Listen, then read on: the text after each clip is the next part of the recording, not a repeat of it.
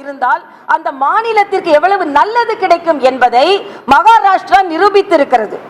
ஆனால் இங்கே மரியாதைக்குரிய முதலமைச்சர் என்ன சொல்றார் என்றால், மென்மையாக பேசாதீர்கள், பாராளுமன்றத்தில் போய் வன்மையாக பேசுங்கள்.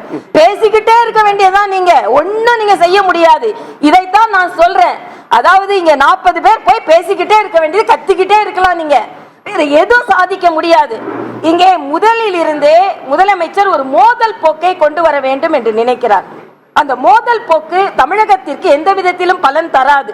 ஆனால் நீங்கள் மோதல் போக்கை கடைபிடித்தால் கூட 187 கோடி நமது தூத்துக்குடி துறைமுகத்திற்கு, 85 கோடி நமது சென்னை துறைமுகத்திற்கு, அதே போல மெட்ரோ ரயில் 2வது பேஸுக்கு அதற்கான முதலீடு, இப்படி மத்திய அரசு உதவி செய்து கொண்டிருக்கிறது என்பதை நான் பதிவு செய்கிறேன்.